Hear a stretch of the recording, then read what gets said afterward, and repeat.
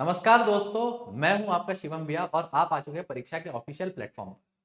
आज हम क्या करने वाले हैं, आज हम केंद्र का बजट जो कि अभी 2023-24 के लिए जो बजट सरकार ने बताया है उसको डिस्कस करेंगे। यहाँ पर मेन मेन पॉइंट्स देखेंगे आपके एग्जाम के लायक क्या क्या इंपॉर्टेंट है, और अंत में कुछ सवाल देखेंगे कि किस प्रकार के सवाल जो है वो बनाए जा सकते हैं बजट से संबंधित। तो आइए शुरू करते हैं।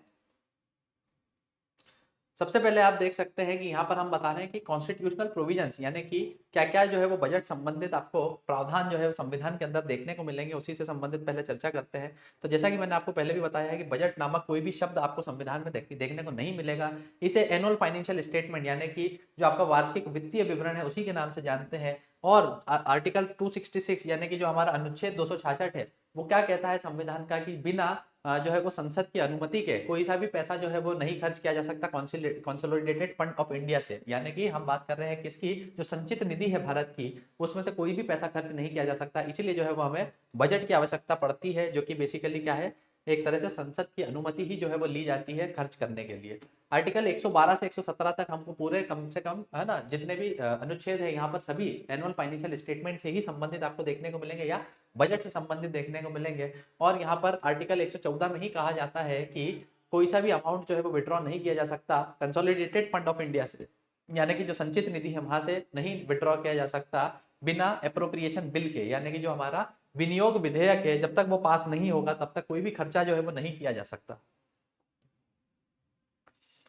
नेक्स्ट हम देखते हैं कि बजट बनाया किसके द्वारा जाता है। तो एक बजट डिवीजन अलग से काम करता है, कहां पर, डिपार्टमेंट ऑफ इकोनॉमिक अफेयर्स के ही अंदर में, जो कि फाइनेंस मिनिस्ट्री के अंदर ही आती है। और यही पूरा जो है वो बजट से संबंधित कामकाज करने के लिए रिस्पॉन्सिबल है, यही जिम्मेदार है बजट के लिए।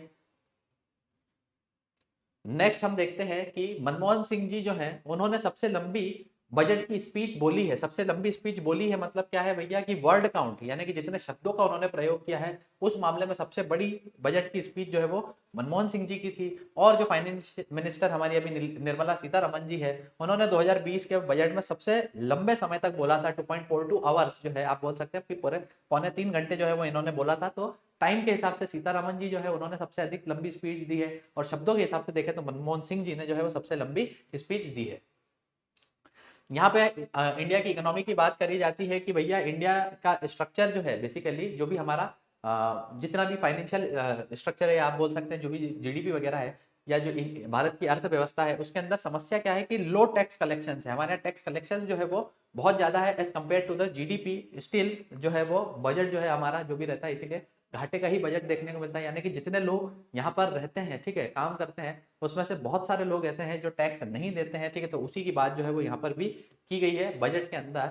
यहाँ पर कंपेयर करने के लिए आपको बता सकते हैं कि जो जीडीपी की सेविंग्स है ना, कितना परसेंटेज ऑफ जीडीपी हम सेव करना स्टार्ट कर दिया हमारी सरकार ने। तो 1948 में ये सेविंग आप देख सकते हैं कि मात्र 9 साढ़े 9% के आसपास थी, जो कि बढ़ करके 2022 तक हमने कितना अचीव कर लिया है भैया, 30% के आसपास जो है वो जीडीपी की सेविंग आपको देखने को मिलती है। टैक्स टू जीडीपी रेशो यानी कि जो आपका कितना परसेंटेज जो है वो आपका टैक्स देखने को मिलता है जीडीपी का आपका भाग जो है वो, तो आप देख सकते हैं 2022 के अंदर जो टैक्स टू जीडीपी रेशो है हमारा वो कितना है, 7.1% है, ठीक है। तो इसको जो है वो हमें बढ़ाने की आवश्यकता है, यानी कि हमें टैक्स के माध्यमों से और जो है वो कलेक्शन बढ़ाना करना इंप्रूव करना पड़ेगा। और उसका एक ही तरीका होता है कि कंप्लायंसेज जो है वो इंप्रूव हो जाए, ठीक है। क्या टैक्स की चोरी नहीं होनी चाहिए। Direct tax to the total tax revenue, अब जितना भी हमारा टोटल टैक्स है उसमें से डायरेक्ट टैक्स जो लिया जाता है सरकार के द्वारा, ठीक है, वो कितना लिया जाता है, तो 50% हमको डायरेक्ट टैक्सेस के माध्यम से जो है हमारी कमाई होती है। फिजल डेफिसिट की बात करते हैं, यानी कि हमारा घाटा कितना हो रहा है, तो घाटा आप देख सकते हैं कि 6.8% जो है वो 2022 के अंदर रहने का अनुमान लगाया गया है भैया, ठीक है। अनुमान लगाया नहीं गया था, ये 2022 के अंदर हमने इतना अचीव करा है। किसकी बात कर रहे हैं, फिजल डेफिसिट। और अभी जो 2023 वाला फाइनेंशियल स्टेटमेंट है हमारा, ठीक है, जो हमने आर्थिक सर्वेक्षण देखा, इसमें हमने बोला है कि इसको हम 6.4% कर देंगे, ठीक है। जो हमको अभी मार्च जब खत्म हो जाएगा तब मालूम पड़ेगा कि कितना हमारा घाटा रहा है। पॉपुलेशन की बात करते हैं तो इनके हिसाब से जो हमारा 2022 है, यहाँ पर आपको 138 करोड़ की जो है वो जनसंख्या पूरे भारत के अंदर देखने को मिलेगी। फूड ग्रेन का प्रोडक्शन आपको बता दें कि कितना है, 308 मिलियन टन जो है वो हो चुका है। और क्या है आपका इंपोर्ट कवर, यानी कि हमारे पास जो है वो कितने दिनों का जो है वो इंपोर्ट कवर आपको देखने को मिलेगा, तो 17.5 महीने का जो है वो हम इंपोर्ट्स यानी कि जो आयात है वो मंगा सकते हैं अभी के हिसाब से, जो इतना भी हमारा फॉरेन रिजर्व है उसके हिसाब से। और एग्रीकल्चर की बात करते हैं, हमारी जीडीपी में एग्रीकल्चर का कितना योगदान है, तो ये आप देख सकते हैं कि 16.7% के आसपास एग्रीकल्चर का योगदान अभी 2022 के अंदर आपको देखने को मिल रहा है। नेक्स्ट विजन फॉर अमृत काल की हम बात करते हैं तो सरकार को आपको मालूम होगा कि अभी हम जो बना रहे हैं ये वाला हमारा अमृत काल है, यानी कि 75 वर्ष जो है वो आजादी के पूरी हो गए। तो यहाँ पर क्या कर रहे हैं भैया, यूथ जो हमारे युवा है उनके ऊपर जो है वो ज्यादा टारगेट जो है वो हम करने वाले हैं इस बजट के अंदर, ठीक है। ग्रोथ और जॉब क्रिएशन को जो है हम फोकस करने वाले हैं, और जो भी हमारे मैक्रो इकोनॉमिक एनवायरनमेंट है, यानी कि जो हम डेफिसिट की बात करते हैं या फिर जो है हम कैपेक्स एक्सपेंडिचर्स की बात करते हैं, ठीक है। तो ये सब के ऊपर जो है वो इस बार के बजट का फोकस रहने वाला है। यहाँ पर आप देख सकते हैं कि सप्तऋषि प्रायोरिटीज जो है वो सरकार ने सेट करी है। यदि आप मेंस वगैरह की तैयारी कर रहे हैं तो इस प्रकार से आप ग्राफ वगैरह बना सकते हैं इकोनॉमी के पेपर के अंदर, ठीक है। तो आपको फायदा मिलेगा भैया।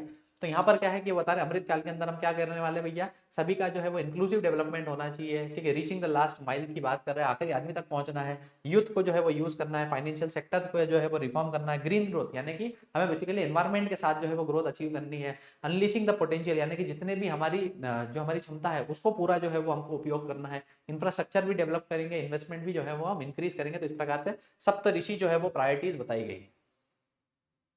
आगे बढ़ने के पहले मैं आपको बता दूं, आप अगर परीक्षा ऐप इंस्टॉल कर चुके हैं तो भैया डेली डोज नामक जो आपके डेली टेस्ट लाइव होते हैं आप उसको अटेम्प्ट करना ना भूलें। जिस भी एग्जाम की आप तैयारी कर रहे हैं उसको आप जो है वो यहाँ पर चूज कर सकते हैं, और उसके हिसाब से डेली टॉपिक वाइज टेस्ट जो है आप लगा सकते हैं, जो कि आपको सब्जेक्ट एनालिसिस करने में मदद करेगा, और उसकी मदद से आप क्या कर सकते हैं, अपने वीक सब्जेक्ट टॉपिक्स को जो है वो स्ट्रॉन्ग कर सकते हैं। और यदि आपको कोई डाउट आ रहे हैं, आप अगर कि एग्जाम की तैयारी कर रहे हैं लेकिन कोई दोस्त यार नहीं है, कोई गाइड करने के लिए नहीं है, डाउट्स आपके आ रहे हैं, तो आप क्या कर सकते हैं, परीक्षा ऐप पर ही सबसे नीचे आपको डाउट सेक्शन देखने को मिलेगा। इस डाउट सेक्शन में आप क्या कर सकते हैं, जिस भी सब्जेक्ट का डाउट है या तो लिख करके या फोटो खींच करके हमें बता दीजिए। 24 घंटे के अंदर या तो हमारी टीम या आपके जो सहपाठी है वही उसका उत्तर दे देंगे। नेक्स्ट हम देखते हैं the big tent that accommodates all, यानी कि हम बात कर रहे हैं कि अभी हमने ऐसा क्या क्या जो है वो कर दिया है भैया, क्या क्या जो है उपलब्धियां हमने देख ली है। तो भैया इंक्लूसिव डेवलपमेंट की तरफ हमने जो है वो काम किया है। 9 करोड़ तक जो अभी हमारे हर घर जो नल कनेक्शन है वो रूरल हाउसेज में जो है वो हो चुके हैं, ठीक है। 2.2 लाख करोड़ का हमने कैश ट्रांसफर कर दिया है ओवर, है ना। 11.4 करोड़ फार्मर्स को अंडर पीएम किसान, ठीक है। आपको मालूम होगा पीएम किसान के अंदर 6,000 रुपए की जो है टोटल वित्तीय सहायता जो है वो की जाती है। तो इसके अंदर 2.2 लाख करोड़ जो है वो खर्च कर दिया है। साथ ही साथ इंश्योरेंस कवर दिया है हमने किसको, 44.6 करोड़ पर्सन को अंडर जो आपका प्रधानमंत्री जो स्वास्थ्य बीमा योजना है या जीवन ज्योति योजना है उसकी बात कर रहे हैं। और इसके अंदर हमको बताया जाता है कि भैया, है ना, 11.7 करोड़ टॉयलेट जो है वो कंस्ट्रक्ट कर लिए, 9.6 करोड़ एलपीजी कनेक्शन हमने दे दिए किसके अंदर, उज्ज्वला योजना के अंदर। 47.8 करोड़ जो है वो जनधन खाते जो है वो खोल दिए गए हैं। 220 करोड़ कोविड वैक्सीन हमने लगा दी है किसको, 102 करोड़ लोगों को। तो ये भी आपको याद रखना, किसी किसी को तीन टीके लग गए हैं, किसी को 2 ही लगे, किसी को 1 ही लगे, इसलिए है ना भैया डाउट नहीं करना आंकड़े के ऊपर। नेक्स्ट इकोनॉमिक ग्रोथ की हम बात करते हैं तो इकोनॉमिक ग्रोथ के अंदर हमको बताया जा रहा है कि भैया जो आपका ये है करंट ईयर का इकोनॉमिक ग्रोथ जो है वो कितना रहने का अनुमान है, 7%। यानी कि जो अभी जिस फाइनेंशियल ईयर में हम है 2023 का फाइनेंशियल ईयर जो कहा जाएगा, इसके अंदर हम 7% जो है वो वृद्धि अचीव करने वाले हैं। और इसके आगे की भी मैंने आपको बता दी है कि 6% से 6.8% की जो है वो अचीव करने वाले हैं। ये ग्राफ हम इकोनॉमिक सर्वे में भी डिस्कस कर चुके हैं कि किस प्रकार से हमारी जो जीडीपी है वो कोविड के पहले जो है वो गिरना चालू हुई थी, और अब जो है वो वापस से प्री कोविड लेवल पर जो है वो आकर के ना उससे ऊपर जो है वो निकल गई है भैया। अनएम्प्लॉयमेंट के बारे में यहाँ पर बताया गया है कि जो कोविड के पहले आप देख सकते हैं कि कोविड के पहले हमारे पास अनएम्प्लॉयमेंट जो है वो कितना हुआ करता था, ठीक है। ये प्री कोविड लेवल आप देख सकते हैं 2019 के टाइम पे, ठीक है, 8.9% थी, जो कि आज की तारीख में सितंबर 2022 तक का डेटा है 7.2% पर आकर रुक गई है। यानी कि जो प्री कोविड लेवल पर जितना अनएम्प्लॉयमेंट था उससे भी कम अनएम्प्लॉयमेंट आज की तारीख में हमने अचीव कर लिया है। फिफ्थ लार्जेस्ट इकोनॉमी जो है वो भारत बन गया है। आपको मालूम होगा कि जो है वो भारत जो है उसको क्या है कि उसने अभी हाल ही में यूके को सरपास कर दिया है और वो 5वीं सबसे बड़ी अर्थव्यवस्था बन गई है। यहाँ पर हर आदमी की जो प्रति व्यक्ति आय है वो कितनी हो गई, 1.97 लाख हो गई है प्रति व्यक्ति आय एक साल की, ये सरकार ने हमें बताया है। साथ ही में 5वीं सबसे बड़ी अर्थव्यवस्था जो है वो हम बन गए हैं, जो कि हम 10वें नंबर पर हुआ करते थे, ठीक है। अगर पिछले 9 साल का डेटा ये कंपेयर कर रहे हैं, यानी कि जो बीजेपी गवर्नमेंट है वो अपने ही बारे में बता रही है कि भैया 9 साल में जब हम सरकार में आए थे तब 10वीं सबसे बड़ी अर्थव्यवस्था थी, आज की तारीख में हम 5वीं सबसे बड़ी अर्थव्यवस्था बन गए हैं। इस प्रकार से सरकार जो है वो अपने बारे में बता रही है भैया। आगे चलते हैं हम G20 की प्रेसिडेंसी, जैसा कि हमने देखा था आर्थिक सर्वेक्षण जो हुआ था उसमें भी जो लोगो था G20 का वो हमने इंक्लूड किया है। क्यों? क्योंकि भारत जो है वो पहली बार ऐसा हो रहा है कि G20 की अध्यक्षता जो है वो कर रहा है। G20 एक ग्रुपिंग है जो कि 1999 में बनाई गई थी, और यहाँ पर क्या है कि वर्ल्ड की टॉप 20 इकोनॉमीज आपको देखने को मिलती है। तो इसमें एक एक करके सबको अध्यक्षता दी जाती है। पिछले साल की अध्यक्षता इंडोनेशिया के पास थी, इस साल की अध्यक्षता भारत के पास है।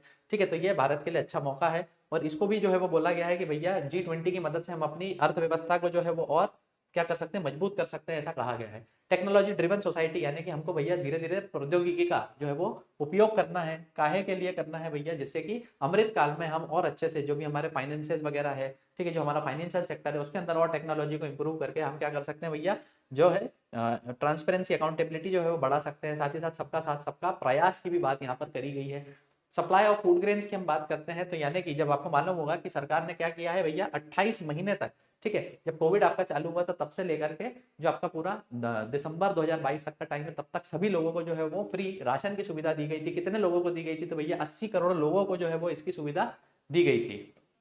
80 करोड़ लोगों को जो है वो इसकी सुविधा दी गई थी। और यहाँ पर क्या है भैया, यहाँ पर बोला गया 1 जनवरी 2023 से फिर से जो है वो फूड ग्रेन का सप्लाई चालू होगा। किसके लिए, जितने भी लोग अंत्योदय में हैं उनके लिए, और साथ में जो प्रायोरिटी हाउस होल्ड्स हैं, ठीक है, प्रायोरिटी हाउस होल्ड यानी कि ऐसे लोग जिन्हें सच में जरूरत है, ठीक है, अंत्योदय के अलावा भी अगर किसी को ऐसा लगता है उसे जरूरत है, तो ऐसे लोगों को अगले 1 साल तक फिर से जो है वो फ्री राशन की जो है वो सुविधा देने के लिए केंद्र सरकार राजी हो गई है और इसके लिए 2 लाख करोड़ का आवंटन जो है वो किया गया। नेक्स्ट ग्रीन ग्रोथ की बात करी गई है। ग्रीन ग्रोथ का मतलब क्या है भैया, कि हमें अपनी विकास तो करना है, आर्थिक विकास भी करना है, हमारा सामाजिक विकास भी करना है, लेकिन जो है वो पर्यावरण के अनुकूल होना चाहिए वो विकास, उसी को ग्रीन ग्रोथ जो है कहा गया है। और इसी ग्रीन ग्रोथ को अचीव करने के लिए हमें क्या है भैया, ग्रीन ग्रोथ के लायक रोजगार भी जो है वो जनरेट करना पड़ेगा। इसके लिए सरकार क्या कर रही है, आपकी ग्रीन क्रेडिट प्रोग्राम जो है वो चलाया जा रहा है।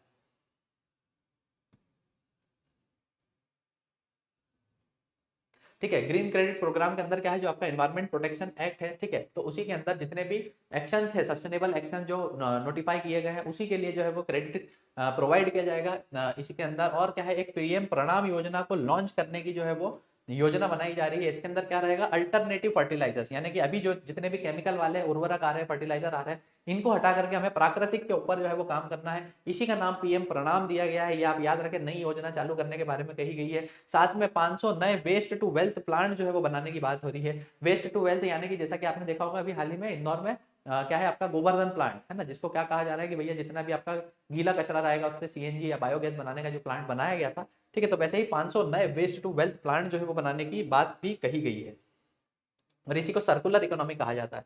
सर्कुलर इकोनॉमी क्या मतलब, नेचर से निकाला, यूज किया, ठीक है, उसको वापस से जो है वो हम रीयूज कर रहे हैं, रिसाइकल कर रहे हैं और वापस से जो है वो यूज कर रहे हैं, तो ये सर्कुलर इकोनॉमी जो है कही जाती है। ठीक है, आगे देखते हैं सस्टेनेबल इकोसिस्टम डेवलपमेंट के लिए क्या करेंगे भैया, जितनी हमारी पारिस्थितिकी तंत्र है, ठीक है, उसका जो है वो सतत विकास हो सके उसके लिए मिष्टी नामक प्रोग्राम जो है वो चालू किया जाना है। और यहाँ पर क्या करेंगे, मैनग्रोव के प्लांटेशन करना है हमको कोस्ट लाइन। आपको मालूम होगा कि जो समुद्री जो समुद्र होता है, ठीक है, उसके कारण जो हमारा कोस्ट होता है, तटीय इलाके होते हैं, वहाँ पे कटाव भी किया जाता है, साथ में है ना, मतलब इरोजन भी होता है। और क्या होता है साथ में, कि अगर वहां पर प्लांटेशन वगैरह नहीं होती तो वो खारा पानी हमारे जो ग्राउंड वाटर रिजर्व है उसको भी खराब करता है। ठीक है, हमारे को जो आपकी क्या टाइड्स वगैरह आती है, ठीक है, तो उसमें भी कोस्ट को खराब करता है। तो वो सब ना हो इसके लिए मिष्टी के अंदर क्या करेंगे, मैनग्रोव प्लांटेशन जो है वो करने वाले। मैनग्रोव अमृत धरोहर को है इंप्लीमेंट करेंगे, काय के लिए, वेटलैंड्स के लिए। ठीक है, आपको मालूम होगा 75 वेटलैंड जो है वो भारत के अंदर आ चुके हैं, जो कि रामसार कन्वेंशन के है। तो इसमें कह रहे हैं कि अमृत धरोहर जो है वो योजना हम खुद की भी लॉन्च करेंगे, जहां पर और अच्छे से जो है वो वेटलैंड्स का कंजर्वेशन किया जा सके।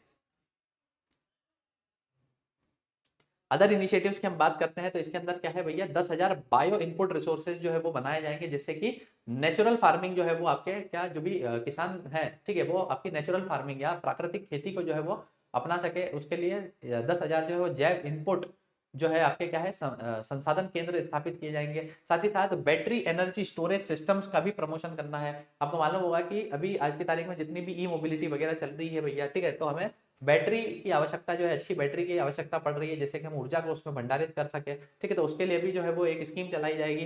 कोस्टल शिपिंग से रिलेटेड जो है वो एनर्जी एफिशिएंट ट्रांसपोर्टेशन के लिए स्कीम चलाई जाएगी। साथ ही में क्या है, आपका जितने भी पॉल्यूटिंग व्हीकल्स है, ठीक है, उनको खत्म करने के लिए और नए व्हीकल्स को जो है वो प्रमोट करने के लिए भी एक फंड जो है वो एलोकेट किया जाएगा, ऐसी बात कही गई है।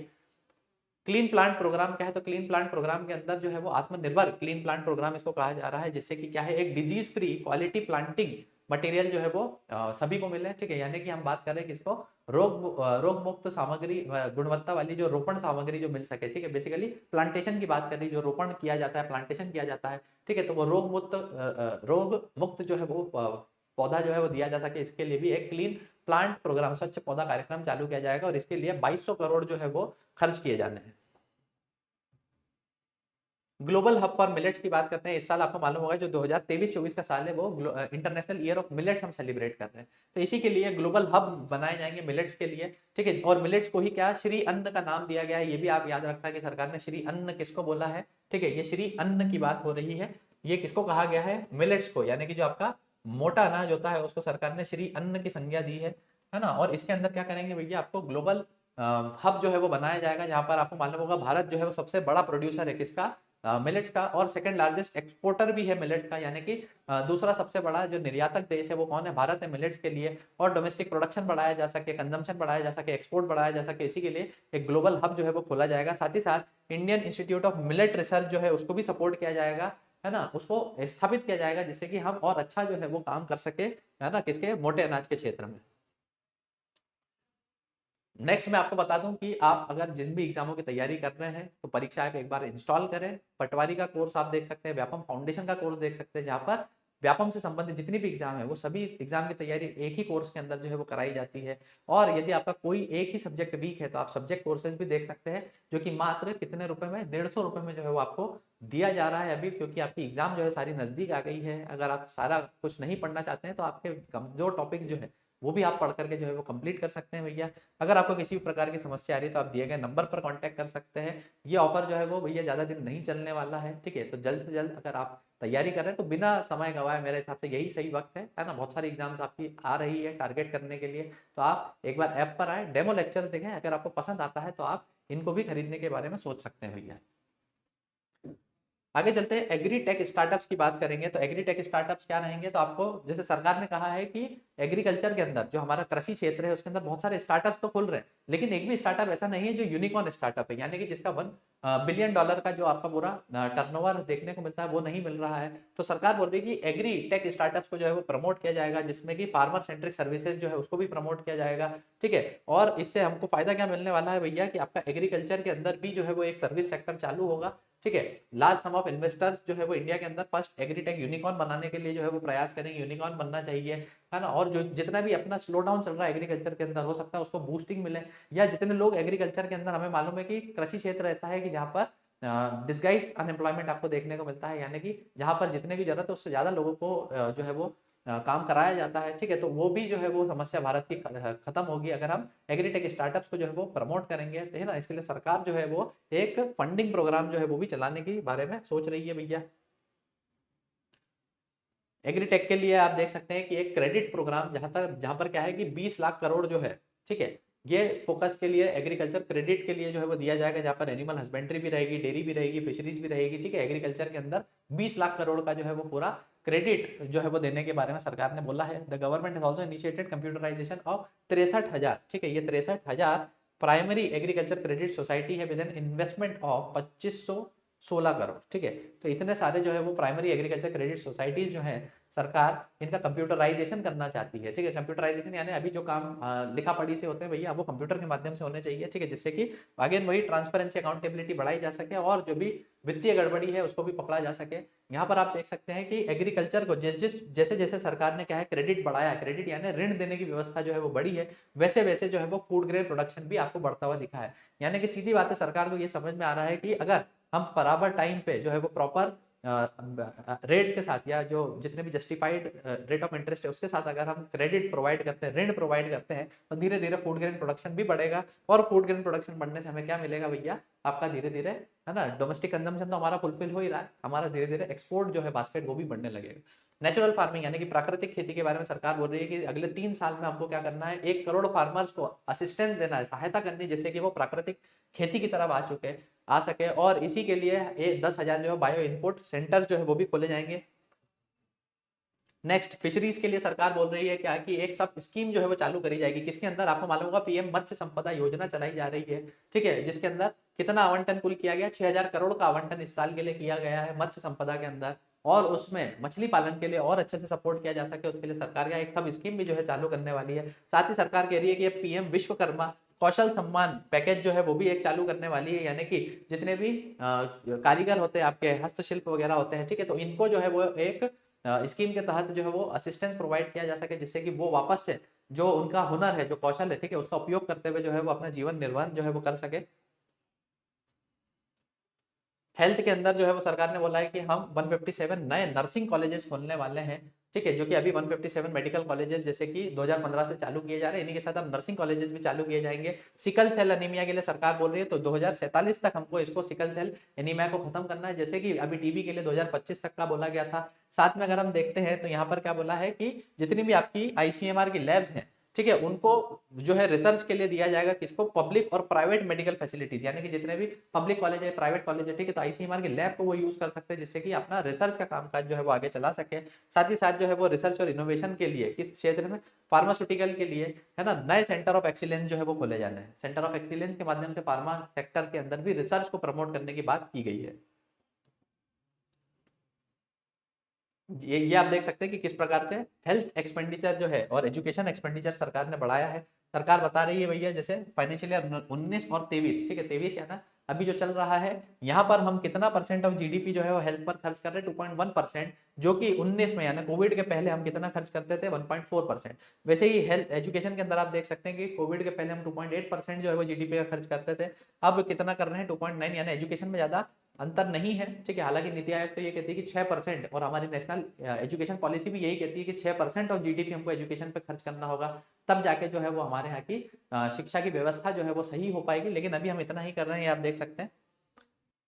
नेशनल डिजिटल लाइब्रेरी की बात भी इसमें कही गई है कि भैया नेशनल डिजिटल लाइब्रेरी हम बनाएंगे किसके लिए, जिससे कि बच्चे और जो भी हमारे नौजवान हैं, ठीक है, वो अभी जिस प्रकार से आपने देखा होगा कि पेंडेमिक आ गया था, है ना, और घर पर बैठे थे, किताबें नहीं खरीद पा रहे थे, पढ़ नहीं पा रहे थे, तो एक डिजिटल लाइब्रेरी बनाई जाएगी, जिससे कि आगे इस प्रकार की समस्या का सामना ना करना पड़े। Additionally to build a culture of reading and make up for the pandemic, ठीक है, एक नेशनल बुक ट्रस्ट और चिल्ड्रन बुक ट्रस्ट जो है वो भी बनाई जाएगी, ठीक है, जिससे कि क्या है कि पढ़ने लिखने की जो संस्कृति हमारी वो वापस से बच्चों में आ जाए। अभी आपने देखा होगा कि मोबाइल कल्चर जो है ज़्यादा बढ़ता जा रहा है, ठीक है। साथ ही साथ रीजनल लैंग्वेजेस के अंदर जो है वो आपका जितना भी मटेरियल है उसको भी जो है वो प्रमोट किया जाएगा, है ना, अंग्रेजी को छोड़ करके भैया। एक प्रिमिटिव वल्नरेबल जो ट्राइबल ग्रुप से आपको मालूम होगा भारत में पीवीटीजीज है, यानी कि कुछ ऐसी विशेष पिछड़ी जनजाति है जिनको एक्स्ट्रा स्पेशल केयर जो है सरकार के द्वारा दी जाती है, जैसे कि मध्य प्रदेश के अंदर आपकी भारिया, बैगा और सहारिया जो है, ठीक है, जनजातियां, ये स्पेशल प्रिमिटिव जो आपकी प्रिमिटिव वल्नरेबल ट्राइबल ग्रुप के अंदर आते हैं, या फिर आप बोल सकते हैं विशेष जनजाति है ना, विशेष पिछड़ी जनजाति कहा जाता है। तो इनके लिए क्या है, इनके लिए कहा जा रहा है कि इनकी सोशियो इकोनॉमिक यानी सामाजिक और आर्थिक स्थिति को जो है वो इम्प्रूव करने के लिए क्या किया जाएगा, एक पीवीटीजी हैबिटेशन, है ना, पीएम पीवीटीजी करके जो है वो डेवलपमेंट मिशन चालू किया जाएगा, यानी कि प्रधानमंत्री primitive vulnerable tribal group mission जो है वो चालू किया जाएगा। और इसके लिए क्या है भैया, 15,000 करोड़ खर्च करने वाले हैं अगले 3 सालों के अंदर, तो ये भी ध्यान रखना है आपको। ये एक नई स्कीम चालू हुई है, नया मिशन चालू हुआ। एकलव्य मॉडल स्कूल जो चलाए जा रहे थे भैया, उसमें अगले 3 साल में हम क्या करने वाले हैं, जो ना 38,800 नए टीचर्स का रिक्रूटमेंट जो है वो करने वाले हैं। और यहाँ पर आपका क्या रहेगा भैया, है ना, 740 जो है वो आपको स्कूल जो है वो देखने को मिलेंगे, जहाँ पर 3.5 लाख ट्राइबल बच्चे जो है अभी पढ़ रहे हैं, ऐसा भी बजट के अंदर कहा गया है। रेलवे के लिए कितना बजट दिया गया भैया, तो 2.4 लाख करोड़ का बजट रेलवे के लिए रखा गया है। और ऐसा सरकार ने बोला है कि ये 9 गुना हो गया है 2013 के बाद से, ठीक है, 2013 का आंकड़ा देखेंगे और अभी का आंकड़ा देखेंगे तो 9 गुना कर दिया भैया। 2.4 लाख करोड़ का जो बजट आवंटन अभी रेलवे का किया है। ईज ऑफ डूइंग बिजनेस की बात करते हैं, यानी कि आपका व्यापार करने में कितनी आसानी लोगों को हो रही है, तो अभी हमने बताया 39,000 जो है वो आपका कंप्लायंसेस जो है सरकार ने कम कर दी है। 3400 लीगल प्रोविजन जो है उसको डीक्रिमिनलाइज कर दिया है, ठीक है, जिस प्रकार से पहले बहुत सारे ऐसे प्रावधान थे कि अगर छोटी सी भी गलती होती थी तो लीगल एक्शन जो है होता था, अब ये सब जो है वो कम कर दिया सरकार ने, जिससे कि आपका जो है वो ईज ऑफ डूइंग बिजनेस जो है वो बढ़ाया जा सके। साथ ही साथ जो है एक परमानेंट अकाउंट नंबर जो है, जो कि पैन नंबर है, वो सभी बिजनेसेस को जो है वो दिया जाएगा, जो कि डिजिटल सिस्टम के माध्यम से ही जो है वो अलोकेट कर दिया जाएगा, उसके लिए भी अब चक्कर नहीं काटने पड़ेंगे। लैब ग्रोन डायमंड्स की बात करी गई। लैब ग्रोन डायमंड्स क्या होते हैं, जैसे आपको मालूम होगा मध्य प्रदेश का जो पन्ना है, वहां पर क्या है, आपके हीरे जो है उसकी खदान होती है, खदान से निकाले जाते हैं, ठीक है। तो प्रकृति को भी नुकसान होता है और उसमें मेहनत भी ज्यादा होती है, ठीक है। तो अब क्या है, लैब ग्रोन डायमंड्स यानी आर्टिफिशियल डायमंड्स के भी बारे में बात करी गई है। इनका प्रोडक्शन सरकार जो है वो इंक्रीज करना चाहती है, सेल इनकी इंक्रीज करना चाहती है लैब ग्रोन डायमंड्स की, ठीक है। और इनकी प्रॉपर्टी बिल्कुल नेचुरल डायमंड्स की तरह ही होती है, ठीक है। बहुत मतलब कोई बता नहीं सकता कि लैब ग्रोन है, आर्टिफिशियल है या नेचुरल है, ठीक है। तो इसको भी सरकार जो है वो प्रमोट करना चाहती है, इसकी रिसर्च के ऊपर जो है वो बढ़ावा देना चाहती है। और साथ में क्या है भैया, लैब ग्रोन डायमंड्स के लिए R&D ग्रांट जो है वो दिया जाएगा सरकार के द्वारा। साथ ही साथ कस्टम ड्यूटी जो रहेगी, ठीक है, उसको भी रिड्यूस कर लिया जाएगा अगर आपको रॉ मटेरियल इसके संबंधित मंगाना है, ठीक है। बेसिकली बीज आते हैं लैब ग्रोन डायमंड्स के, ठीक है, उनको मंगाने के लिए जो आपकी इंपोर्ट ड्यूटी वगैरह होती है उसको कम कर लिया जाता है, ठीक है। तो ये सरकार अभी करने वाली है जिससे कि domestic as well as export market दोनों ही डेवलप हो सके, किसके लिए, लैब ग्रोन डायमंड्स के लिए। वैसे ही अगला जो है, सरकार ने ग्रीन हाइड्रोजन मिशन के बारे में बताया है। ग्रीन हाइड्रोजन मिशन के लिए कितना 19,700 करोड़ जो है वो खर्च किए जाने हैं सरकार के द्वारा, जिससे कि हम क्या है भैया, फॉसिल फ्यूल्स के ऊपर जो भी हमारी डिपेंडेंसी है उसको कम किया जा सके। और इसके लिए सरकार ने ये भी बोला है कि 5 मिलियन मेट्रिक टन जो है वो 2030 तक हमको ग्रीन हाइड्रोजन का प्रोडक्शन करना है। ग्रीन हाइड्रोजन मतलब क्या, ऐसी हाइड्रोजन जिसके प्रोडक्शन में कोई भी कार्बन उत्सर्जन सरकार के द्वारा नहीं किया जाएगा, उसी को ग्रीन हाइड्रोजन कही जाती है। अलग अलग हाइड्रोजन के भी टाइप्स होते हैं भैया। और इसके अंदर अगर आप देखेंगे तो 35,000 करोड़ जो है वो कैपिटल इन्वेस्टमेंट सरकार के द्वारा किया जाएगा भैया, ठीक है। आगे चलते हैं, ट्रांसपोर्टेशन के लिए यानी कि आपके परिवहन के लिए जितना भी आपका इंफ्रास्ट्रक्चर प्रोजेक्ट है उसकी बात करते हैं तो 50 एडिशनल एयरपोर्ट जो है वो, या हेलीपोर्ट या वाटर एरोड्रम जो है वो खोलने की बात करी गई है, ठीक है। 100 क्रिटिकल ट्रांसपोर्ट इंफ्रास्ट्रक्चर प्रोजेक्ट जिसके अंदर स्टील है, पोर्ट है, फर्टिलाइजर है, कोल है, फूड ग्रेन है, इन सभी के लिए 75,000 करोड़ का जो है वो आवंटन किया जा रहा है, इंक्लूडिंग 15,000 करोड़ जो कि प्राइवेट सोर्सेज से आने वाले हैं। बोल रहे हैं कि 75,000 में 15,000 करोड़ कौन देगा, प्राइवेट सेक्टर जो है वो देने वाले हैं। ये आपको याद रखना, ट्रांसपोर्टेशन इंफ्रास्ट्रक्चर से संबंधित है। प्रधानमंत्री कौशल विकास योजना 4.0 जो है वो चालू कर दिया गया है भैया। इसके अंदर क्या रहेगा, यानी कि लोगों को उस तरह से भी स्किल्स प्रोवाइड की जाएगी जिससे कि वो विदेश जाकर के जो है वो अपना कामकाज भी कर सके, है ना। विदेश जाने के लिए आपको जो स्किल्स चाहिए, बेसिकली फॉरेन लैंग्वेज आनी चाहिए, और जिस भी प्रकार का काम आपको वहां करना है तो उसके लिए जो है वो ट्रेनिंग दिया जा सके। और इसके लिए 30 international skill India international centre जो है वो सेटअप किए जाएंगे पूरे भारत में। पुश फॉर टूरिज्म की हम बात करते हैं तो 50 टूरिस्ट डेस्टिनेशंस को जो है वो चुना जाएगा काई के लिए, for challenge mode to develop as whole package of the domestic as well as international tourism, ठीक है। हमारे खुद के ही डोमेस्टिक और इंटरनेशनल टूरिज्म को प्रमोट करने के लिए हम क्या करने वाले हैं, 50 नए जो है वो टूरिस्ट स्पॉट खोजने वाले हैं। साथ ही साथ जो क्रेडिट गारंटी स्कीम एमएसएमईज के लिए हमने कोविड के टाइम पे चलाई थी उसको भी रिवैम करने वाले हैं। 1 अप्रैल 2023 से क्या करने वाले हैं, 9,000 करोड़ इसके अंदर हम और डालने वाले हैं भैया। और ये क्या रहेगा, एडिशनल कोलेटरल फ्री गारंटी देगा 2 लाख करोड़ का, which will enable the lower the cost credit by 1%, ठीक है। जो भी क्रेडिट कास्ट क्रेडिट की कॉस्ट है, जो ऋण की जो कॉस्ट एमएसएमईज को पड़ती है उसको 1% से और कम किया जा सकता है सरकार के इस कदम से, ठीक है। तो एमएसएमईज जो है, क्योंकि अभी तक बोला जा रहा है कि एमएसएमईज वो सेक्टर है जो अभी तक कोविड की मार से बाहर नहीं निकल पाया है, तो उनको एक्स्ट्रा जो है हेल्प 9,000 करोड़ इन्फ्यूज करके दी जाएगी। सीबीजी मैंडेट क्या है भैया, तो ये आपका कंप्रेस्ड बायोगैस की बात हो रही है ना। तो 5% कंप्रेस्ड बायोगैस, जैसे अभी आपको मालूम होगा जो E20 फ्यूल है या E100 फ्यूल तक हमको जाना है, E10 E20 E100, तो हम क्या कर रहे हैं, पेट्रोल के अंदर इथेनॉल मिलाने वाले हैं। तो वैसे ही सरकार का कहना है कि भैया जो हमारी बायोगैस होती है या नेचुरल गैस जो होती है उसके अंदर हम क्या करें, जो बायोगैस है उसको मिलाना चालू करते हैं 5-5% से। तो 5-5% से भी हमारा क्या होगा, इंपोर्ट ड्यूटी जो है वो बहुत हद तक कम हो जाएगी, ठीक है। तो ये एक कंप्रेस्ड बायोगैस मैंडेट जो है, यानी कि जना बेसिकली कंपल्जन जो है वो चालू होने वाला है, इसके बारे में सरकार सोच रही है। Government has been pushing for increase production of CBG, ठीक है, जो कि ब्लेंड किया जाएगा किसके अंदर, नेचुरल गैस के अंदर, ठीक है। ये हम देख चुके हैं। नेशनल फाइनेंशियल इंफॉर्मेशन रजिस्ट्री की बात करते हैं तो ये क्या रहेगा भैया, एक रजिस्ट्री जो है वो ओपन की जाएगी जिससे कि जितना भी फाइनेंशियल है, एंसिलरी इंफॉर्मेशन है या उससे संबंधित जो भी इंफॉर्मेशन वगैरह है, ठीक है, तो ये जो है वो सभी तक पहुंच सके। इसके लिए एक नई रजिस्ट्री ओपन करी जाने वाली सरकार के द्वारा। 100 लैब जो है वो डेवलप करने वाले हैं, है ना, फॉर डेवलपिंग एप्स, ठीक है। तो 100 लैब्स बनाई जाएगी जिससे कि एप्स जो है वो डेवलप कर सके जो कि 5G सर्विसेज को यूज करती है, ठीक है। इंजीनियरिंग इंस्टीट्यूशंस के अंदर ये खोलने वाले हैं हम लोग, है ना, जितने भी हमारे अभियांत्रिकी संस्था है उनके अंदर जो है वो खोलने वाले हैं। साथ ही साथ जो है वो है ना, नए बिजनेस मॉडल्स हो, स्मार्ट क्लासरूम्स हो, ठीक है। तो इस प्रकार की व्यवस्था भी जो है वो यहाँ पर देखने को मिलने वाली है आपको, ठीक है। प्रिसीजन फार्मिंग को प्रमोट किया जाएगा, intelligent transport system, health care, ठीक है। तो इस प्रकार की हमको स्मार्ट एप्स की आवश्यकता है, नए नए आइडियाज की आवश्यकता है। उसके लिए 100 लैब जो है वो देश भर के इंजीनियरिंग संस्थानों में खोली जाएगी। ठीक है। साथ ही साथ जितने भी हमारे राज्य हैं उनके अंदर यूनिटी मॉल्स खोला जाएगा। ये यूनिटी मॉल्स क्या करेंगे, तो जो वन डिस्ट्रिक्ट वन प्रोडक्ट है उनका प्रमोशन करेंगे, साथ ही साथ जीआई टैग जितने भी होते हैं, ठीक है, किसी भी राज्य के, उनको प्रमोट करेंगे। और जो भी लोकल हैंडीक्राफ्ट प्रोडक्ट्स हैं, ठीक है, जैसे इंदौर के अंदर हमने बताया था कि लेदर के टॉयज जो है वो फेमस है, ठीक है। साथ में अगर हम देखें तो जो सीहोर है, बुधनी है, वहाँ पे लकड़ी के खिलौने फेमस है। तो इस प्रकार के जो लोकल हैंडीक्राफ्ट है, जो जीआई टैग्स है, उन सभी को एक प्लेटफॉर्म मिल सके, इसके लिए एक यूनिटी मॉल जो है वो सभी जिलों में जो है वो खोलने की बात करी जा रही है इसके अंदर।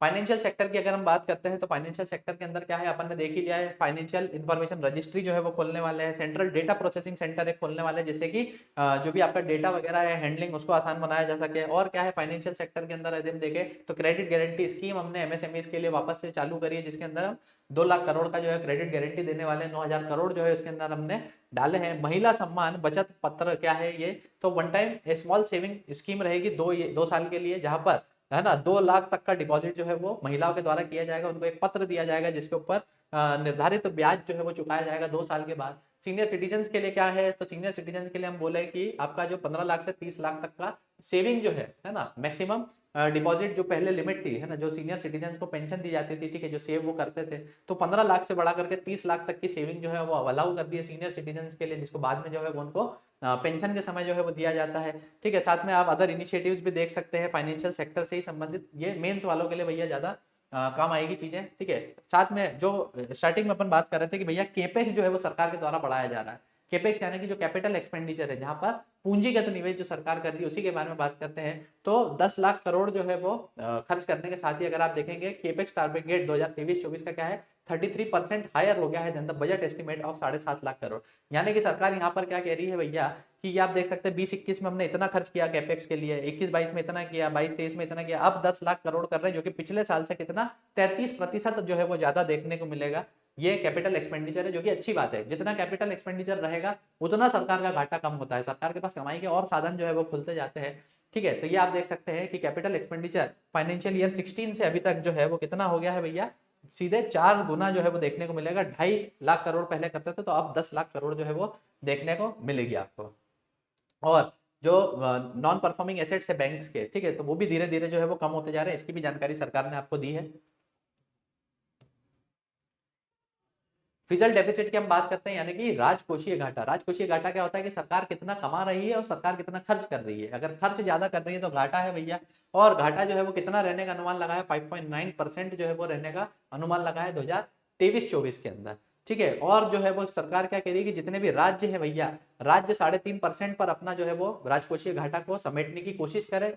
सिर्फ 0.5% जो है वो अगर सरकार कुछ जो है वो लॉलीपॉप जैसे इंसेंटिव जो है वो देती रहती है कि अगर आपने से केंद्र सरकार के ये प्रोग्राम इंप्लीमेंट कर दिए तो 0.5% का रिलैक्सेशन जो है वो भी मिल जाएगा। फिजिकल कंसोलिडेशन की अगर हम बात करते हैं, ठीक है, तो इसके अंदर क्या है कि ये बोल रहे हैं कि जो आपका राजकोषीय घाटा है केंद्र सरकार वो 4.5% कर देगी, कब तक, 2025-26 वाले फाइनेंशियल ईयर तक, है ना। ये फिजिकल कंसोलिडेशन जो है वो आप देख सकते हैं कि किस प्रकार से जो है वो घाटा आपको देखने को मिल रहा है। Primary deficit, revenue deficit, physical deficit, अलग अलग डेफिसिट जो है वो आपको कम होते हुए दिखाए जा रहे हैं। ये 2024 वाला जो आपका फाइनेंशियल ईयर है, ये उसके टारगेट जो है वो सेट किए गए हैं। साथ ही साथ जो है वो गवर्नमेंट ने बोला है कि हम अब क्या करेंगे, एक्सपोर्ट्स को प्रमोट करना है भैया। तो क्या है, जो श्रिम्प का फीड है, ठीक है, जो आपको मालूम होगा, जो श्रिम्प फीड यानी कि जो खाने का उसका सामान होता है, ठीक है, श्रिम्प का, झींगे का, ठीक है, तो वो क्या करेंगे, कम करने वाले उस पर कस्टम ड्यूटी, जिससे कि श्रिम्प का प्रोडक्शन बढ़ाया जा सके और एक्सपोर्ट जो है वो बढ़ाया जा सके। साथ में सिगरेट्स के ऊपर आपको मालूम होगा 16% से टैक्सेस जो है वो बढ़ा दिए गए हैं। रबर का जो कंपाउंड जो इम्पोर्ट ड्यूटी है, बेसिक इम्पोर्ट ड्यूटी और रबर, ठीक है, उसको जो है वो बढ़ा दिया गया है 25% फ्रॉम 10%। ठीक है, क्यों, जैसे कि जो भारत में ही जितनी भी रबड़ की फैक्ट्रीज है भैया, उनको जो है वो सपोर्ट किया जा सके। ठीक है, इसके लिए इंपोर्ट ड्यूटी बाहर से मंगाने वाले सस्ते रबड़ के ऊपर जो है वो बढ़ा दी गई है। साथ ही साथ आप देख सकते हैं कि जो गोल्ड बार्स वगैरह है वहाँ पे भी कस्टम ड्यूटी बढ़ा दी गई है, जिससे सोना जो है वो कम खरीदे भैया हम लोग। Custom duty on kitchen electric chimney जो है उसको भी बढ़ा दी गई है, ये आप देख सकते हैं 15% कर दी गई है। Custom duty open cell of TV panel जो है उसके ऊपर 2.5% जो है कट कर दी गई है, जिससे कि लोकल प्रोडक्शन जो है वो बढ़ाया जा सके भैया। और साथ में क्या है, आपका जो भी मोबाइल फोन मैन्युफैक्चरर्स हैं उसके ऊपर भी इंपोर्ट ड्यूटी या कस्टम ड्यूटी जो है वो गिराई गई है। ठीक है, पर्सनल इनकम टैक्स के बारे में जो है वो बहुत चर्चा हुई थी भैया। पर्सनल इनकम टैक्स क्या है कि पहले 5 लाख के ऊपर आपकी इनकम होती थी तो आपको टैक्स देना पड़ता था। अब नई रिजीम के अंदर अगर आप हैं तो 7 लाख तक आपको कोई भी टैक्स नहीं पे करना है, ऐसा सरकार ने बोला है। इसके अंदर आप ब्रेकअप देख सकते हैं भैया कि पहले क्या होता था कि जो आपका 2.5 लाख तक है आपको कुछ भी नहीं बनना है, 2.5 से 5 लाख में आपको इतने बनना थे, ठीक है, फिर इतने बनना थे। ये बेसिकली अगर 5 लाख तक आपकी इनकम थी उसके हिसाब से ही कैलकुलेट हो रहा है। अब अगर 7 लाख तक आपकी इनकम है तो आपको कुछ नहीं बनना है, लेकिन अगर 7,01,000 भी हो जाती है तब किस हिसाब से टैक्सेस लगेंगे वो मैं बता देता हूँ आपको। तो 5 लाख तक तो तब भी कोई टैक्स नहीं देना है, ठीक है, लेकिन 5 से 7.5 लाख तक जो है वो आपका बेसिकली ये हम अभी न्यू टैक्स स्लैब की बात कर रहे हैं कि नई टैक्स स्लैब में अगर 5 लाख तक इनकम है तो कोई दिक्कत नहीं। 5,10,000 अगर इनकम हो जाती है तो आपको क्या करना पड़ेगा भैया, 5 लाख से जितनी ऊपर इनकम है आपको उतना टैक्स जो है वो देना चालू करना पड़ता है। लेकिन अब जो नई टैक्स स्लैब आई है उसके अंदर बेसिकली आपका क्या कर दिया गया है कि अगर 7 लाख तक आपकी इनकम है तो आपको कुछ नहीं करना है। 7 लाख के ऊपर अगर इनकम जाएगी तो आपका टैक्स जो है वो 3 लाख तक तो कुछ नहीं है। 3 लाख से 5 लाख तक आपको 5% टैक्स देना है। 6 लाख के ऊपर जो है वो आपको 6 से 9 लाख तक आपको 10% का फिक्स्ड जो है वो देना है। और इसके ऊपर यदि आपको जाएगी तो आपको कितना 20% जो है वो देना है 12 से 15 लाख के बीच में, और 15 के ऊपर अगर जाएगी तो 30%। यानी कि 7 लाख तक तो आपको कोई टैक्स नहीं देना होगा। 7 लाख से ऊपर अगर 1 रुपया भी चला गया है तो आपका टैक्स का कैलकुलेशन कहाँ से चालू हो जाएगा, 3 लाख से ही चालू हो जाएगा। ये आपको ध्यान में रखना है, ठीक है। थोड़ी जटिल प्रक्रिया है भैया, लेकिन मालूम होना चाहिए कितने से कितने के बीच में लग रहा है। साथ में अगर हम देखते हैं जो आपका सरचार्ज रेट है, बेसिकली जो 5 करोड़ से ऊपर जिनकी आय होती है, ठीक है, उसको 37% से गिराकर जो है 25% पर लेके आने के लिए कहा गया है भैया। जितने भी है ना करोड़पति लोग हैं उनके ऊपर भी जो सरचार्ज है वो घटाया जा रहा है। साथ में अगर हम देखते हैं तो जो आपका स्टैंडर्ड डिडक्शन है, ठीक है, वो नई टैक्स रिजीम के हिसाब से किया जाएगा। जितने भी सरकार के सैलरी या पेंशन वाले लोग हैं उनके लिए बात करते हैं, ठीक है। साथ ही साथ जो है वो 25 लाख तक का टैक्स एग्जम्पशन जो है वो दिया जाएगा आपका, है ना। ये भी फॉर नॉन गवर्नमेंट या सैलरीड एम्प्लॉयज की हम बात कर रहे हैं, ठीक है। नेक्स्ट आप देख सकते हैं डायरेक्ट टैक्स के लिए भी कुछ प्रपोजल्स आए हैं यहाँ पर कि कंप्लायंस जो है वो इम्प्रूव करना है हमको बेसिकली, जिससे कि क्या है सरकार के ऊपर जो बर्डन है, जो टैक्स टू जीडीपी रेशो है हमारा, उसको इम्प्रूव किया जा सके, ठीक है। 45% of the return, income tax return की यहाँ पर बात कर रहे हैं कि इनकम टैक्स जो डिपार्टमेंट है वो आजकल कितनी तेजी से रिटर्न जो है वो फुलफिल कर देता है भैया। 24 घंटे के अंदर ही जो है वो हम प्रोसेसिंग कर देते हैं। पहले जहाँ 93 जो है वो डेज के अंदर जो है एक आपका पूरा रिटर्न फाइल होता था, अब जो है वो 16 दिन के अंदर ही उस प्रोसेस को निपटा दिया जाता है, एक रिटर्न से संबंधित जितनी भी होती है, ठीक है। और 6.5 करोड़ से ज्यादा रिटर्न जो है वो प्रोसेस किए गए हैं इस बार, ऐसा बताया गया है, ठीक है। सफिशिएंट फॉरेन एक्सचेंज है to cover 9 months of import, ठीक है। ये यहाँ पे फॉरेन एक्सचेंज का आपको बताया गया है कि इंपोर्ट कवर हमारे पास आज की तारीख में कितना देखने को मिलता है। ये हमारे फॉरेक्स रिजर्व्स की लाइन चल रही है, ये हमारे इंपोर्ट्स की लाइन चल रही है भैया, ठीक है। साथ ही साथ यहाँ पे होलसेल प्राइस इंडेक्स और आपका कंज्यूमर प्राइस इंडेक्स के बारे में भी बताया गया है कि किस प्रकार से जो दोनों इंडेक्स जो है वो परफॉर्म कर रहे हैं। अब हमारे लिए जो मेन देखने की बात है वो ये रहती है, जिससे सवाल पूछे भी जाते हैं एग्जाम में, कि आपका रुपया कहाँ कहाँ से आता है। बेसिकली सरकार की कमाई, सरकार के पास जो पैसा आता है, ठीक है, तो वो कहाँ कहाँ से आता है। यदि आप समझ लें कि ये 1 रुपया है, ठीक है, तो ये इस 1 रुपया जो सरकार के पास पहुंच रहा है इसमें किस किस का कितना कितना हिस्सा रहेगा आपको मालूम होना चाहिए भैया। जैसे सबसे ज्यादा जो हमारा कंट्रीब्यूशन आता है 34%, यानी कि अगर सरकार ने 100 रुपए कमाए हैं तो 34 रुपए हम कहाँ से लाते हैं भैया, उधार से लेके आते हैं, ठीक है। दूसरे नंबर पर आता है आपका जीएसटी, ये भी याद रखना है आपको भैया। सेकंड नंबर पर कौन आता है, जीएसटी दूसरे नंबर पर आता है ना। यानी जीएसटी जो हम भरते हैं भैया उससे सरकार की दूसरे नंबर पर कमाई आती है। अगर 34 रुपए हम उधार से लाते हैं तो 17 रुपए हम कहाँ से लाते हैं, जीएसटी से लाते हैं, ठीक है। ये 100 रुपए में से हम बात कर रहे हैं, ठीक है। वैसे ही फिर आपके तीसरे नंबर पर आता है कॉर्पोरेट टैक्स और इनकम टैक्स, यानी कि जो हम लोग जो आदमी लोग भरते हैं, है ना, जो इंसान मतलब जो पॉपुलेशन जो भरती है, ठीक है, जो आम आदमी भरता है बेसिकली इनकम टैक्स, वो भी आपका 15% या 15 रुपए का योगदान दे रहा है। और जो कंपनियां भर रही है वो भी आपका 15% या 15 रुपए का योगदान दे रहे हैं। आप अलग अलग भी देख सकते हैं कहाँ से कितना आ रहा है, लेकिन हमें टॉप 3 जो है वही याद रखना है भैया। डायरेक्टली पूछ लेंगे सबसे ज्यादा कहाँ से कमाती है सरकार, वैसे ही सबसे ज्यादा खर्च कहाँ करती है। अब भैया सीधी बात है, यदि उधार सबसे ज्यादा हम खरीद रहे हैं, उधार से ही हम सबसे ज्यादा कमा रहे हैं, तो सीधी बात है इंटरेस्ट पेमेंट भी सबसे ज्यादा हमको उसी में करनी पड़ेगी, अगर सबसे ज्यादा कमाई हमारी उधार से हो रही है। तो ये आप इस प्रकार से याद रखते हैं कि इंटरेस्ट पेमेंट 20%, यानी कि अगर 100 रुपए हमने कमाए थे जिसमें से 34 रुपए तो हमने उधार मांगे थे, तो 20 रुपए जो है वो सीधे सीधे हम खर्च कर देंगे कहाँ पर, इंटरेस्ट पेमेंट में, यानी कि जो आपका ब्याज वगैरह आप भरेंगे, ठीक है, तो सीधा सीधा आप उसमें खर्च कर देंगे। दूसरे नंबर पर जो स्टेट्स का जो शेयर जाता है, ठीक है, जो राज्यों को उनका अधिकार दिया जाता है भैया, जो उनके टैक्सेस होते हैं, ड्यूटीज होते हैं, तो 18 रुपए जो है वो सीधे सीधे वहां चले जाते हैं। ठीक है, 17 रुपए कहाँ पे खर्च करती है सरकार, तो 17 रुपए खर्च होते हैं जो सेंट्रल सेक्टर की स्कीम है, यानी जो केंद्र सरकार की खुद की इतनी सारी स्कीम चल रही है, उसमें 17 रुपए जो है वो खर्च हो जाते हैं। और बाकी अलग अलग आप देख सकते हैं, डिफेंस में 8%, सब्सिडीज में हम 7% टोटल खर्च कर देंगे। ठीक है, पेंशन में 4% का जो है वो टोटल खर्च हो जाता है। इस प्रकार से आप अलग अलग देख सकते हैं।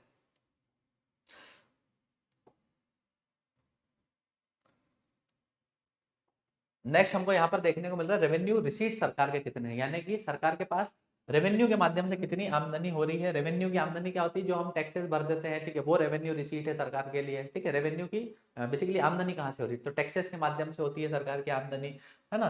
तो डायरेक्ट टैक्स हो, इनडायरेक्ट टैक्स हो, तो अलग अलग होते हैं भैया। तो इसके अंदर कितना है, 26.3, यानी कि ये बात हो रही है किसकी, ये जितना भी डेटा है आपका लाख करोड़ के अंदर है, तो 26.3 लाख करोड़ जो है इतनी इनकम सरकार की रेवेन्यू के माध्यम से होती है।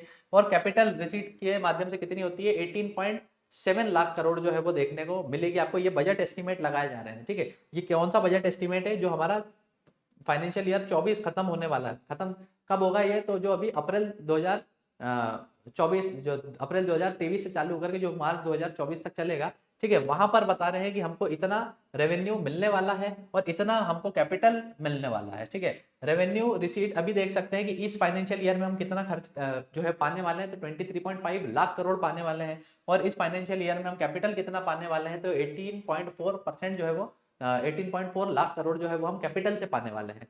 ठीक है, तो ये रेवेन्यू रिसीट तो हो गया कि आपको टैक्सेस कितने मिल रहे हैं, कौन से कहां से क्या मिल रहा है। कैपिटल के अंदर बेसिकली अगर कहीं से आपने उधार उठा लिया तो वो कैपिटल गेन हो जाता है। ठीक है, या फिर कहीं से आपको डिविडेंड वगैरह मिल रहा है, जो आपने इन्वेस्टमेंट वगैरह किया था उसमें से अगर कुछ मिल रहा था, वो सब कैपिटल के अंदर आता है।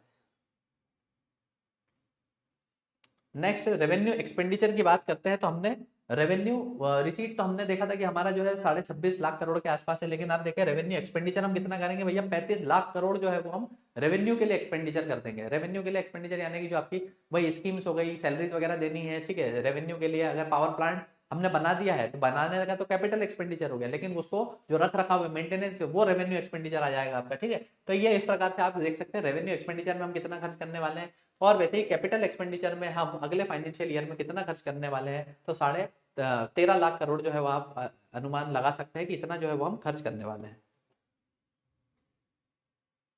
और ये है ना, तो आपको बेसिकली क्या क्या याद रखना है, एक तो रेवेन्यू रिसीट कहाँ कहाँ से हो रही है। ठीक है, सरकार के पास पैसा कहाँ कहाँ से आ रहा है। ठीक है, कैपिटल पूंजी जो है सरकार को कहाँ से मिल रही है, कितना उधार ले रही है, वो आपको याद रखना है। उसके बाद सरकार रेवेन्यू के लिए कितना खर्च कर रही है और कैपिटल के लिए कितना खर्च कर रही है, इनका मोटा मोटा आंकड़ा याद रखना है। ठीक है, डायरेक्टली सवाल वहीं से भी आएंगे। साथ में ये वाली टेबल भी याद रखनी है, कम से कम टॉप 3 तो आप याद रख लेना कि सबसे ज्यादा खर्च जो है वो सरकार किस पे करेगी, डिफेंस में करेगी। दूसरे नंबर पर रोड ट्रांसपोर्ट एंड हाईवेज के लिए खर्च करेगी। तीसरे नंबर पर रेलवेज के लिए खर्च करेगी। ठीक है, और इस हिसाब से आप देख सकते हैं, वैसे अगर सभी का याद रख ले तो अच्छी बात है, क्योंकि एग्रीकल्चर भी जनरली पूछ लिया जाता है। तो 1.25 लाख करोड़ जो है वो हम एग्रीकल्चर की फील्ड में जो है खर्च करने वाले हैं। रूरल डेवलपमेंट में हम कितना 1.6 लाख करोड़ जो है वो खर्च करने वाले हैं। ये सभी लाख करोड़ के अंदर देखने को मिलेंगे भैया। ठीक है, तो ये एक दो आपका और टॉप 3 और ये दो याद रख लें, क्योंकि ये दोनों जो है जनरली पूछ लिए जाते हैं, और बाकी टॉप 3 तो है ही।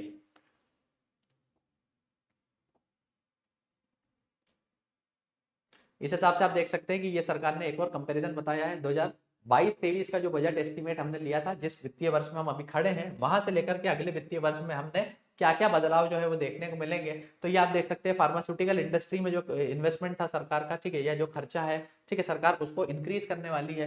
जल जीवन मिशन में पिछले साल 60,000 करोड़ थे, और अगले साल कितने खर्च करने वाले हैं, 70,000 करोड़ जो है खर्च करने वाले हैं। वैसे एकलव्य रेसिडेंशियल स्कूल जो है आपके, वहां पर सरकार ने अपना खर्च बढ़ा दिया है। आवास योजना में सरकार खर्च बढ़ा रही है। जो आपका इलेक्ट्रिक मोबिलिटी का जो एडॉप्शन वाला स्कीम चल रहा था, उसमें सरकार खर्च बढ़ा रही है। और नॉर्थ ईस्ट डेवलपमेंट के लिए भी सरकार खर्च बढ़ा रही है। ये आप टेबल देख सकते हैं।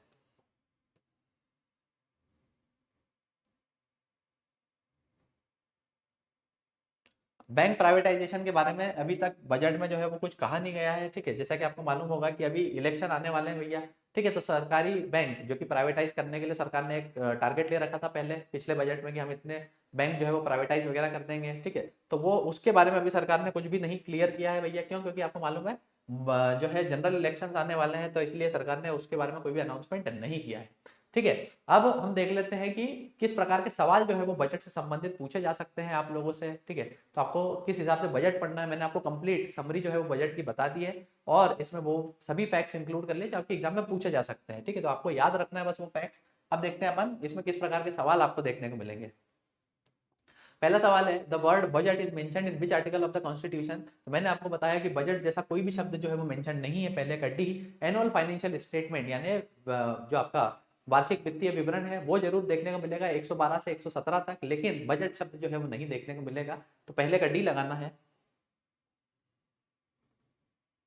दूसरा, सबसे लंबी बजट स्पीच शब्दों के अनुसार किसके द्वारा दी गई, यानी कि जिसमें शब्द जो है वो सबसे ज्यादा थे, तो वो किसके थे भैया? मनमोहन सिंह साहब के जो है वो शब्द सबसे अधिक थे, जो उन्होंने 1991 में दी थी। समय के हिसाब से 3.25 घंटा कौन बोली? निर्मला सीतारमन ताई बोली है भैया, वो भी याद रखना है आपको।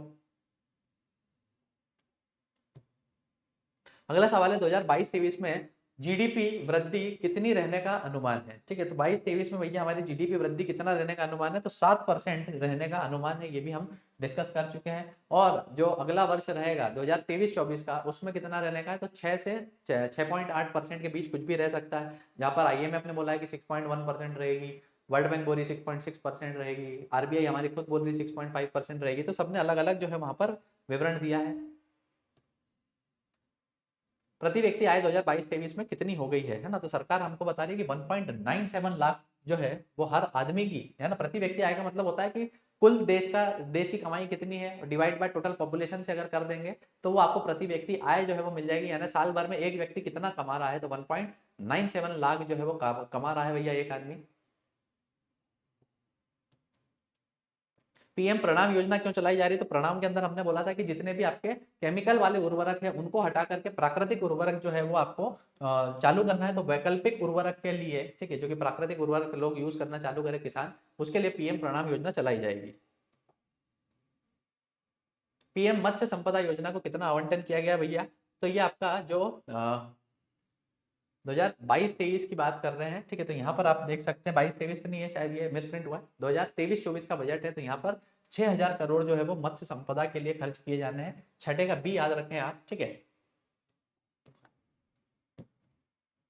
सातवां सवाल है, स्वास्थ्य में जीडीपी का कितना प्रतिशत जो है वो खर्च किया जा रहा है? तो स्वास्थ्य के फील्ड में हमने बताया था 2.1% जो है वो हम खर्च करने वाले हैं। ठीक है, जो कि आपको लगातार जो है वो राइज देखने को मिल रहा है। ठीक है, 1.4% से हम 2.1% की तरफ पहुंच गए हैं। सातवें का डी याद रखना है ना। प्री कोविड लेवल से लेकर के अभी 2022-23 में हम कितना 2.1% ऑफ जीडीपी जो है खर्च करने वाले हैं।